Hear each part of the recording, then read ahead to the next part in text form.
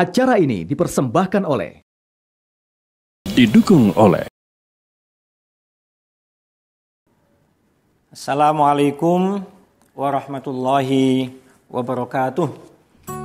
Bismillah, alhamdulillah, assalatu wassalamu ala rasulillah Sayyidina Muhammad ibn Abdillah wa ala alihi wa ashabihi wa mawalah, la hawla wa la quwata illa billah. Amma ba'd. Para pemirsa yang dimuliakan oleh Allah, saya masih ingat dulu kiai-kiai saya itu selalu mengatakan, "Nak, jangan lupa dengan dua hal. Yang pertama adalah membaca sholawat, dan yang kedua adalah membaca istighfar." Ternyata membaca sholawat, membaca istighfar itu dua kunci utama untuk mendatangkan keberkahan dalam hidup kita, terutama jika kita ingin meraih kesuksesan. Kesuksesan dalam hal apapun. Kesulitan hidup, selesaikan dengan sholawat dan istighfar. Kesulitan ekonomi, selesaikan dengan sholawat dan istighfar. Kesulitan pekerjaan, selesaikan dengan sholawat dan istighfar. Ingin cepat naik pangkat, selesaikan dengan sholawat dan istighfar. Ingin keluarga bahagia, selesaikan dengan sholawat dan istighfar. Ingin anak-anak kita meraih kesuksesan, selesaikan dengan sholawat dan istighfar.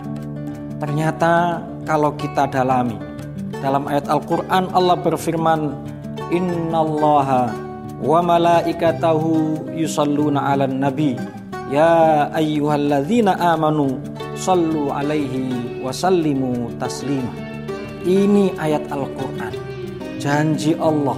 Kalau kita sering mengatakan burung merpati tidak pernah ingkar janji, kalau saya mengatakan Allah selalu menepati janji, maka yang disampaikan oleh Allah itu pasti terjadi.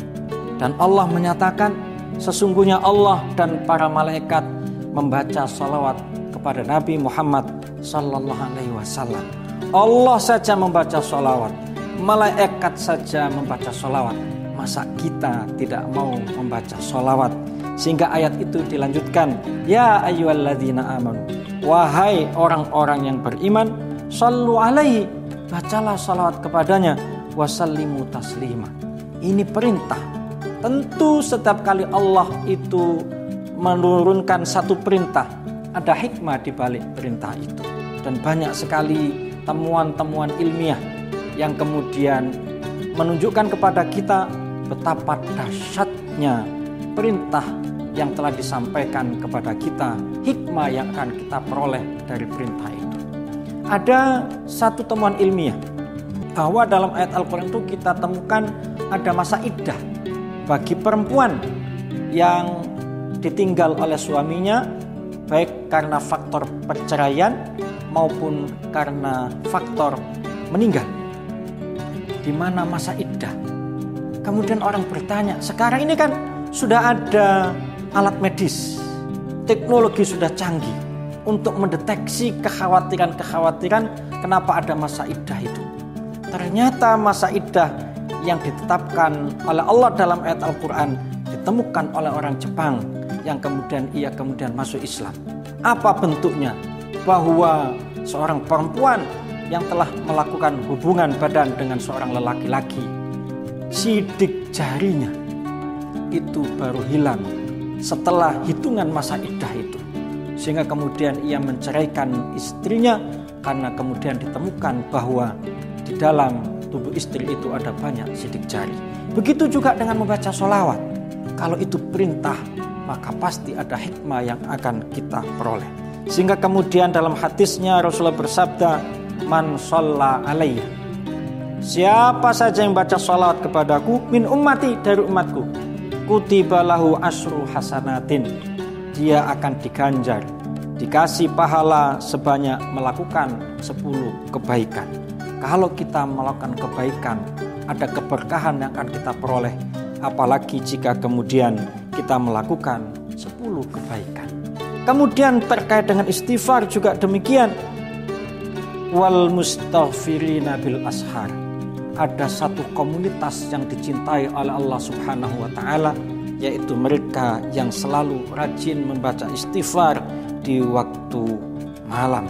Sehingga kemudian Nabi bersabda, man aktsara minal istighfar ja'alallahu lahu min kulli hammin faraja wa min kulli dhiqin makhraja wa razaqahu min haitsu la yahtasib. Siapa yang selalu rajin, aktif membaca istighfar, akan dilapangkan segala kesedihannya, akan dilapangkan rezekinya, akan dikeluarkan dari segala macam kesulitan. Sehingga Rasulullah juga tidak pernah meninggalkan istighfar. Rasulullah bersabda, inni la astaghfirullah ta'ala wa atubu ilaihi fil yaumi sab'ina marrah. Aku itu selalu membaca istighfar kepada Allah Subhanahu wa Ta'ala setiap hari 70 kali.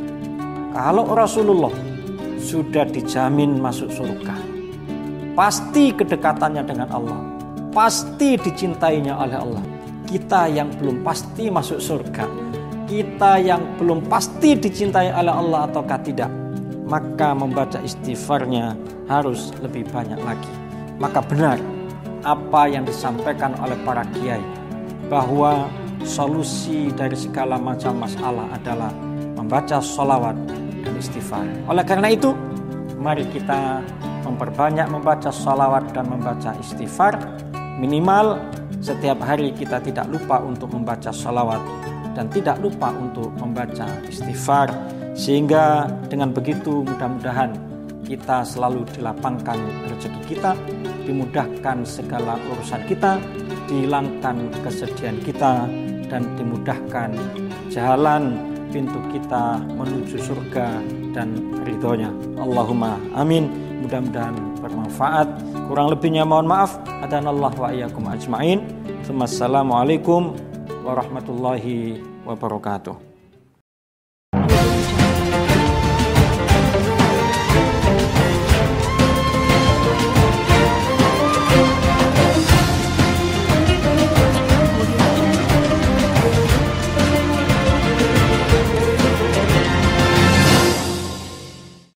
Acara ini dipersembahkan oleh didukung oleh